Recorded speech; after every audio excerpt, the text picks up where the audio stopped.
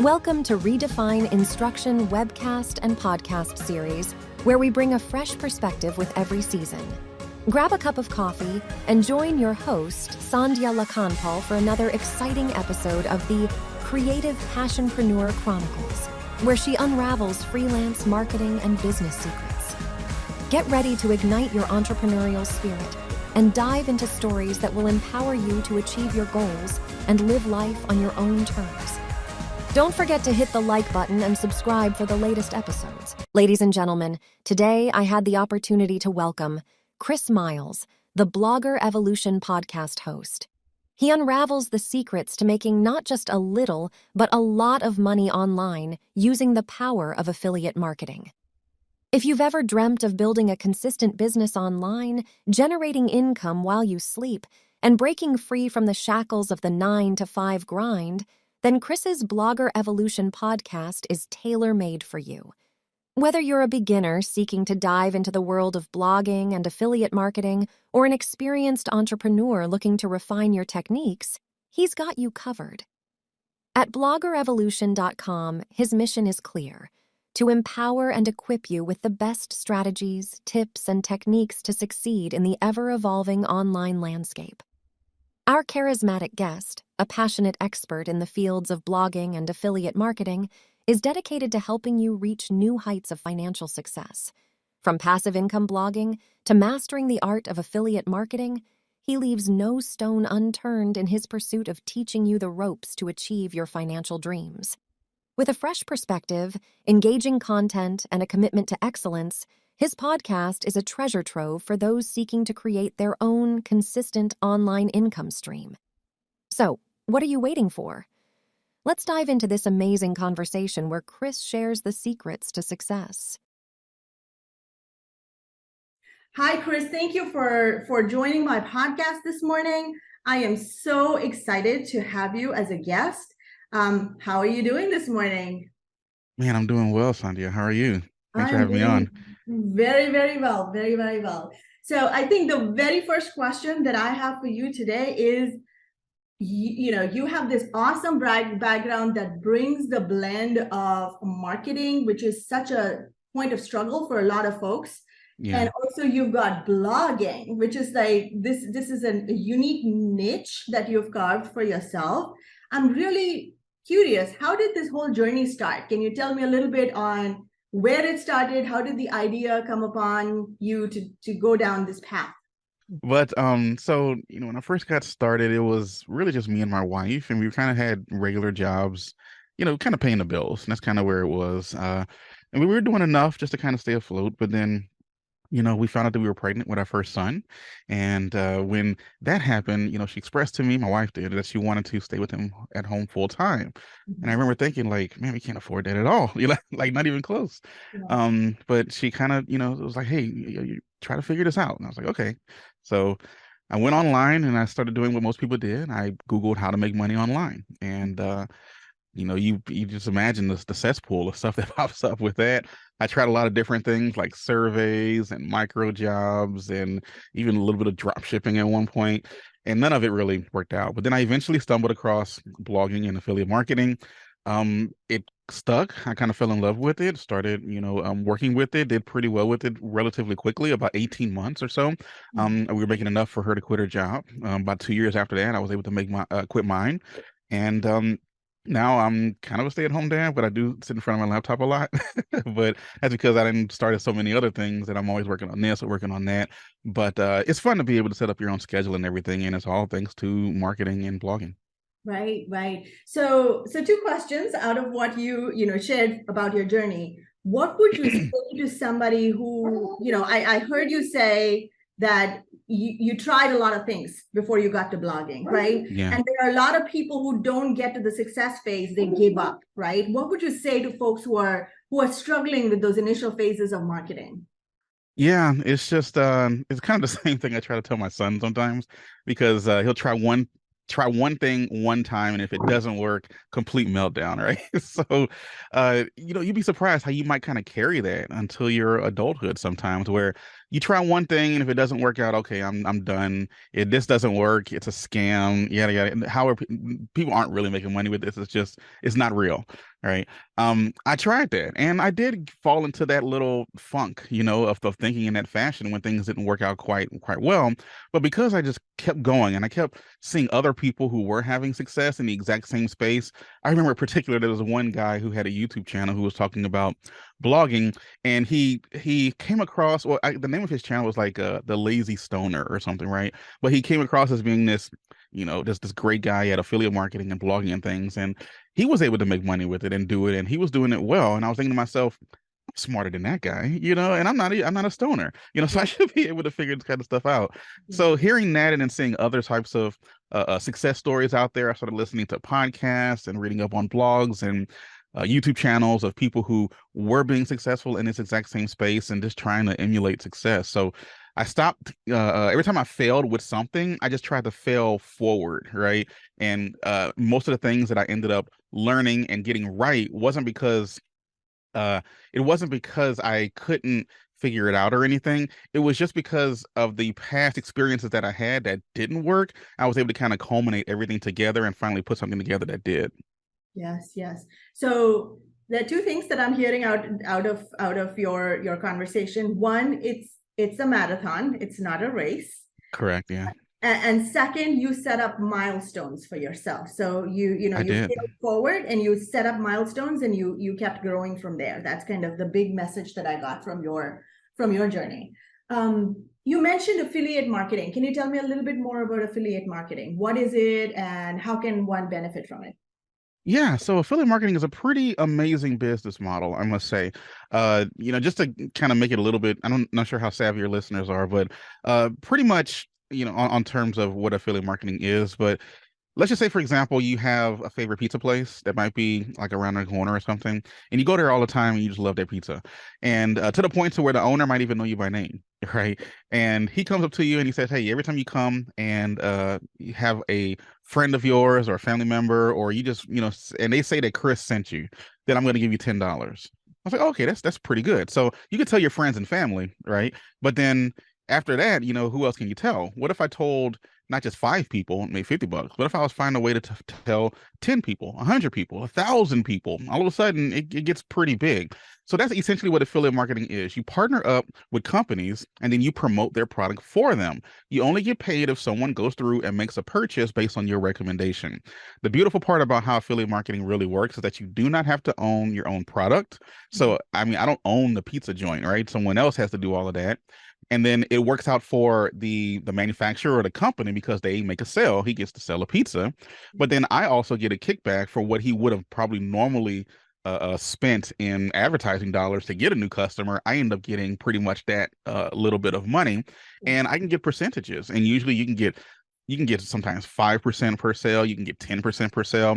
There's some things that you can get upwards of 50 or 60%, and then it could be recurring too. I mean, you get paid every time every month that someone continues to remain a member or whatever. And that kind of stuff adds up when you can really flood it with relevant eyeballs who would be interested in purchasing that product. Awesome. Fantastic. Fantastic. I also read on your blog a lot about SEO, right? And I myself am trying to educate myself about it, right? And a lot of my listeners have come across the same roadblock. Tell me a little bit more about what SEO is and how does one get around that and how does it affect one's business? Yeah, for sure. So, you think about what the example I was just saying, where normally when someone says, okay, I'm going to give you a referral anytime you send somebody and give you some money, then, you might start off with just your friends and family. And then maybe you post it on Facebook, or post it on Instagram, whatever social media network you happen to be using. But then you eventually run out of people, right? And you're like, okay, well, what do I do now? Then you start bugging people and like, hey, go sign up for this so I can get some money. And then I hate that, right? Can't stand it. And so where SEO comes in is you can go to a place that people are already using and then create content that is optimized to show up on the first page. So I can write an article, like using the pizza as an example, like I'm in Connecticut. What's the best pizza in Connecticut? I could write an article on that particular subject, listing all of the greatest pizza places in Connecticut. Now, anytime someone searches or Googles best pizza place in Connecticut, I have an opportunity for them to land on my website, click on my link, and perhaps get referred to the same pizza place. So just imagine how many people might be looking for best pizza in Connecticut. It could probably be a few hundred, maybe even a couple thousand people per month looking for something like that.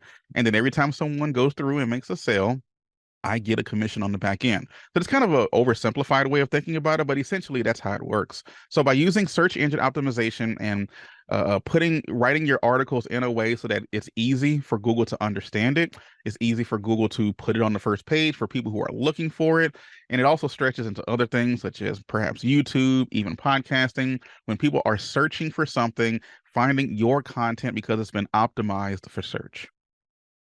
Awesome. Yeah, thank you. Thank you for simplifying that. So the other thing that happens when you're marketing your own business is overwhelm, right? You got to do all this social media stuff. You got to set up this and you got to set up that and you got to post every day. What advice would you give to my listeners who are overwhelmed by the amount of marketing and social media posting? Like, what is a good starting point and how to bring it into a manageable chunk so that they can still keep continuing to grow? Yeah, no, that is a big problem in pretty much most of marketing, right? Because people are everywhere. You know, they're on almost every single social media network. And a lot of us like to take the Gary Vaynerchuk approach where he says you got to be everywhere all the time. But people don't realize that he has a team of like 50 people who work for him that keeps him everywhere all the time. When you were first getting started, especially if you're like a solopreneur, you know, you're just kind of doing this, bootstrapping it on your own. In my opinion, it's best to focus on one traffic source at a time. When I say traffic source, I mean concentrate on SEO, building up an Instagram account, building up a YouTube account, you know, maybe TikTok. I'm not a big fan of TikTok, but regardless, all of those places, focus on one and then dominate it and just keep looking at it and figuring it out. And when things get hard, not giving up and continuing to push with it until you've cracked the code and figured it out. After you've done that, then you can move on to like a secondary process, a secondary traffic source.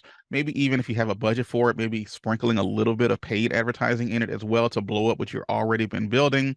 And if you're focused on one and then perhaps a second or a paid option, if you have the budget for it, then you can dominate one spot and then move on to the next and then move on to the next. And then as your influence continues to grow, then people are going to start looking for you on all of these different platforms. You can start hiring people to help you post stuff on your platforms. That way you can stay everywhere all the time. But when you're first getting started, focus on one free paid and then focus on one free traffic source and one paid traffic source. Will probably be my recommendation.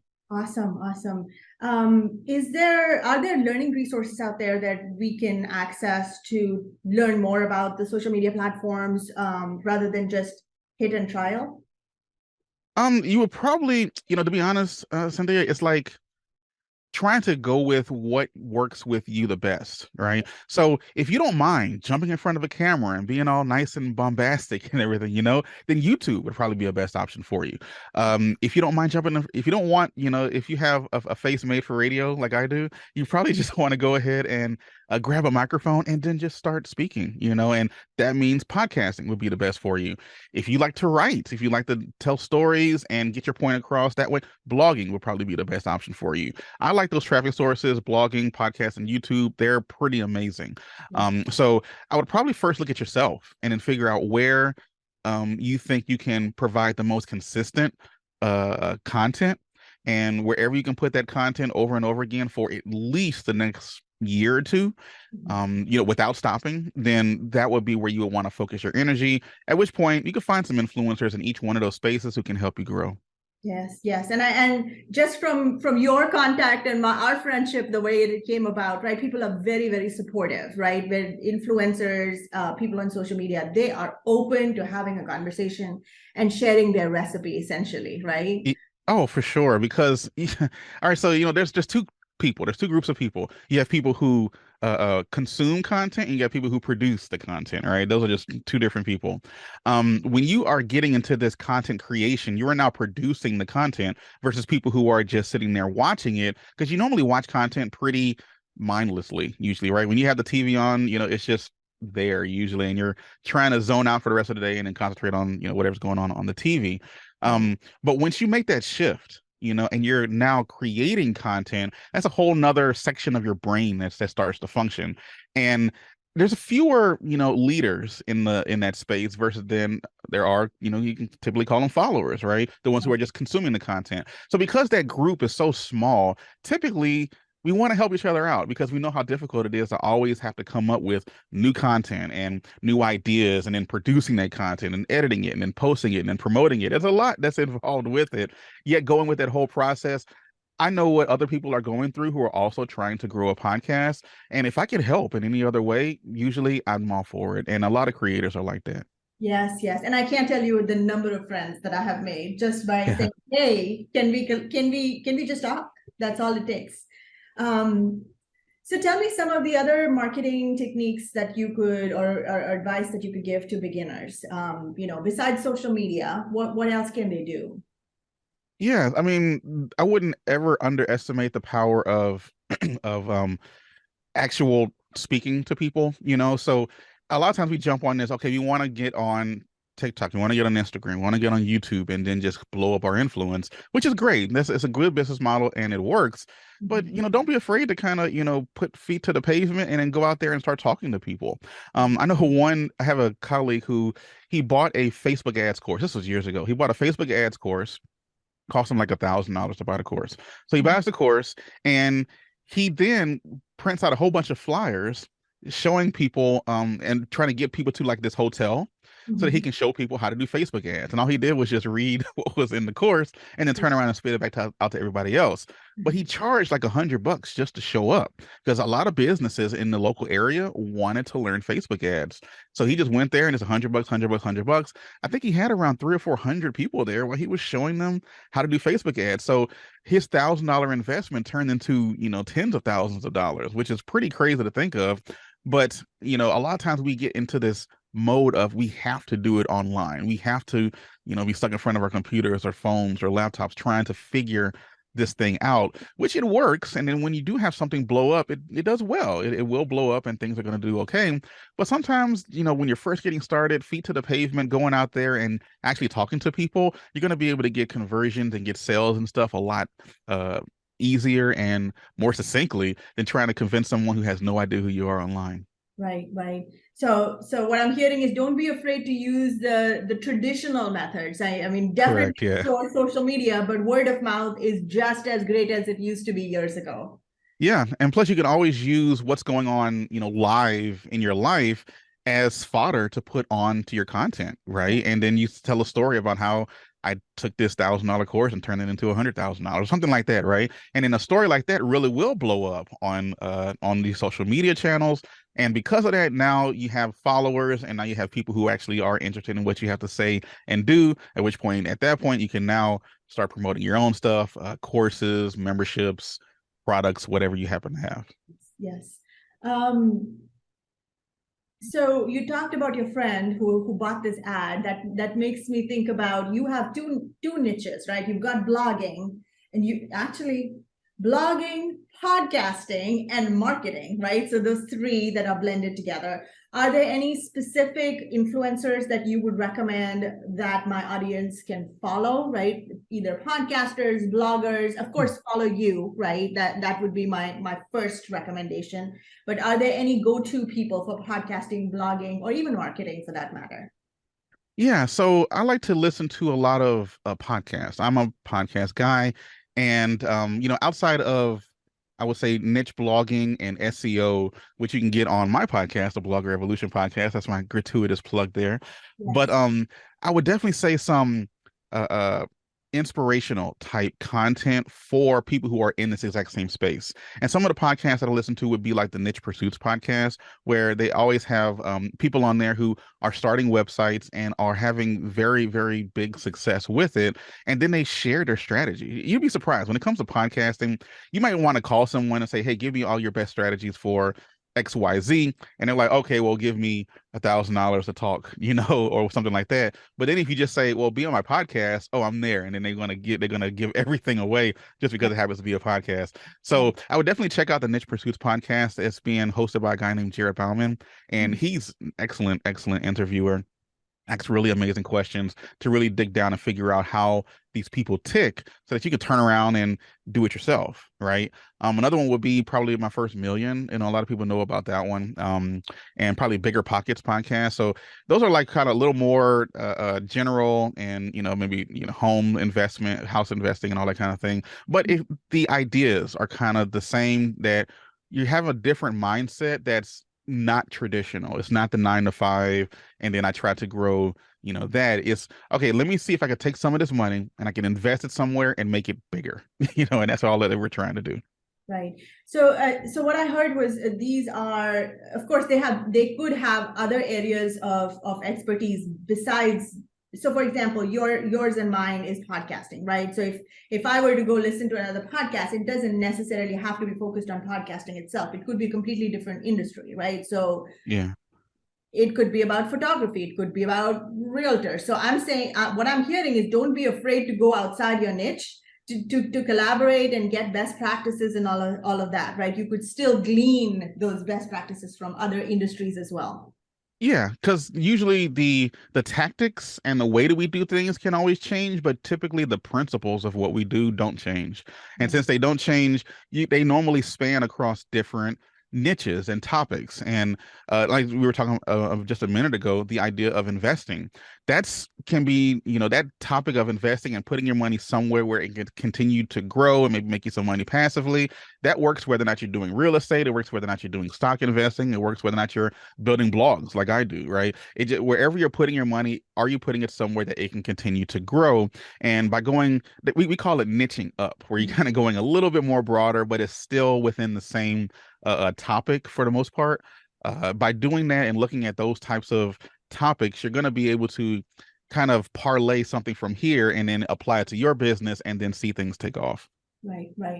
I think one thing that would be really inspirational is, you talked about your struggles, and I'm kind of going back to the first question of our conversation. It took you a while and a couple lessons learned before you got to the success factor, right? And sometimes we kind of assign ourselves timelines, right? And we say, oh, it didn't happen in 3 months, it's never going to happen, right? Where I'm going with this is, how long did it take you before you said, yes, this is my niche, this is my success, and this is where I'm going to stay? How long did that journey last? Yo, that's a good question. Because when I first got started with it, because I had seen the successes of others, and that's where I knew that this could work. And then I liked and enjoyed doing it. I enjoyed the organization, the keyword research, the tools you get to use, being able to show others sometimes, depending on if they're doing it or not. That maybe took 3 to 4 months. When I saw that first couple of dollars come in from something that didn't exist, a month ago to something that does exist, and being able to start making some money with it, that's kind of where it clicked. You walk into a business sometimes and they have their first dollar plastered on the wall, right? Because that was a groundbreaking moment for them. So for me, that probably took maybe about 6 to 8 weeks. And then I was like, okay, this is working. I just got to scale it a little bigger. Eventually it took around 18 months or so for me to make enough money for my wife to quit her job. 6 months after that, I was able to quit mine. So that was like 2 years in. And sometimes I'll tell people, yeah, just give this a solid 1 to 2 years or so. And they're like, oh, that's so long. I'm just like, really? So let me ask you this. What was your original plan? To work 40, 50 years and hope that you retire with enough money and health to be able to enjoy it afterwards? Yeah, if it took you 10 years, you're doing a lot better than that previous option, right? So 1 to 2 years is not that long, really, to kind of put your nose down and really set yourself up for the rest of your life if you do it right. Right. Okay, the other inspirational factor that I gleaned from you is you researched a lot before you got to where you're at, right? So did you have a background in podcasting? Did you have a background in blogging? I know the answer to that question, but I want you to answer it. No, not at all. I did have a background in probably serial entrepreneurship because I tried a lot of stuff, as a young man, because my dad was pretty frugal with money. He was pretty smart with it too. And so he understood the idea of just compound interest, right? They call it like the seventh or eighth wonder of the world, right? Compound interest, where, you just keep doing something consistently. And then over the course of 20, 30 years, it can really bloom. And I took a lot of that and tried to kind of put a little fire on it to get it to go faster. So I would take things, and I wouldn't mind throwing a few bucks at something just to see what would happen. Did I lose a lot of money? Yeah, I lost some money in some situations, but in the situations where it actually did work, I made a lot of money with it. So it really, like, instead of being so fearful that you're going to lose, just realize that usually the worst case scenario rarely happens, right? You might lose a little bit or just only investing what you're comfortable losing. But, for the most part, especially with entrepreneurship, it really only needs to work once. If it works once, then it's going to make up for all those failures in the past. But if you only try it a handful of times and it doesn't work out on that very first time, and you're like, okay, this doesn't work, then you're going to give up and probably have just a kind of a normal life, where you're working a 9 to 5 and then doing this and then doing that and just doing what you can versus being able to set your own schedule. I think if anything, the pandemic showed us that, we as, the employees have a lot more power than we think when it comes to having these jobs because, hey, I want to stay home. Well, we got to come back into the office. Well, I'm going to go get another job. Wait, you can't do that, but people realize that they had a little bit more power because they are making the things work for these employers who a lot of times don't even have a computer on their desk, right? Because they hired everyone else to do it for them.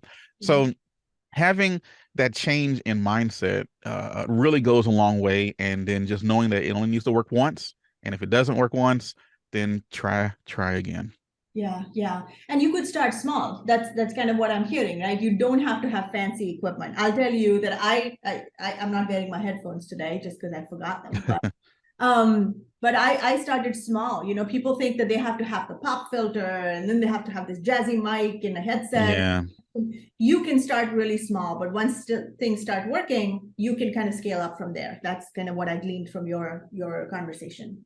Yeah, I mean, because you look at it like, for example, Sandhya, when you look at, I know this isn't great for the for the podcast, but I have this big expensive microphone right here. This microphone probably costs like $400, right? Which is ridiculous, especially when you're first getting started. But the thing is, you don't need this to get started. I know a lot of people who just get their Apple headphones and then just start talking, and then posting it online. And then as time goes on and you start making some money with it and you start having a proof of concept, I guess you can say, then you can start taking that money, reinvesting it into the business, and then moving on up and then getting the nicer microphone and the nice expensive audio software. And then at that point, now you can outsource it to someone else to help you with the editing of the podcast, which frees up your time, and all you have to do is just be the creative.